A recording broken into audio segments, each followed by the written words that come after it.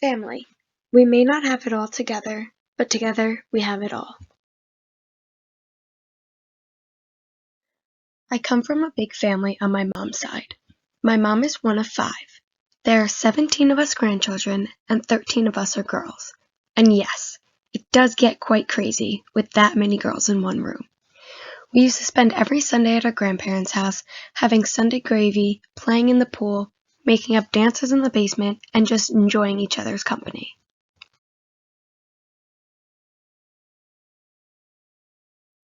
Every summer, we would spend 10 days vacationing in Wildwood, a family tradition since my mom was a kid.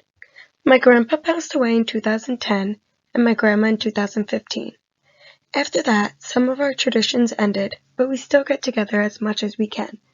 Growing up surrounded by tons of family was amazing, but I learned to really like my alone time. During quarantine, my habit of staying in my room, watching TV, being on my phone, and just laying in bed grew more. With that being said, my family forced me out of my room to spend time with them, and honestly, I'm glad they did. We spent nights cooking dinner together, playing cards, doing puzzles, watching movies, and much more.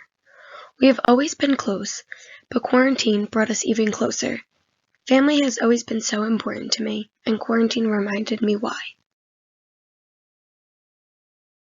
My favorite part of this all, though, was watching old home videos and listening to my parents tell stories about how they met.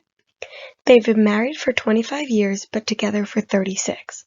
Growing up, my favorite story time story was when my parents would tell me how they met and their story from there.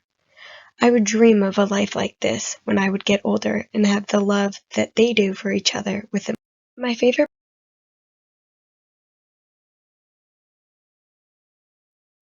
with all the love and laughter in my house. My boyfriend's house was a little different. During quarantine, he found out some news that changed his life from then on. His parents were getting a divorce.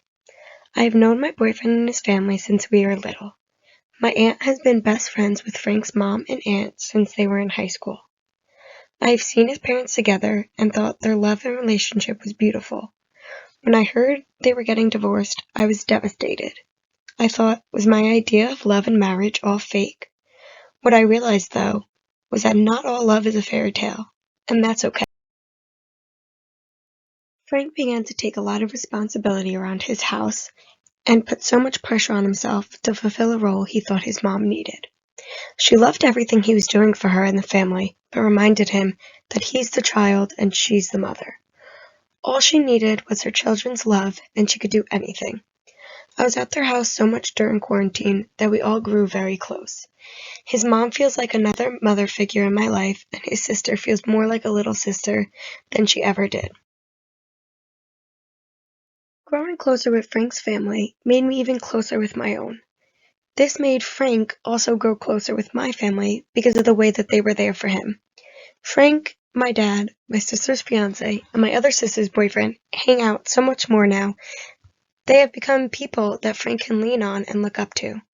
I still idolize the love that my parents have, but I have a whole new outlook on it all. Marriage and love can be so hard and so easy. Watching how Frank stuck by his family and supported his mom made my love for him grow even more.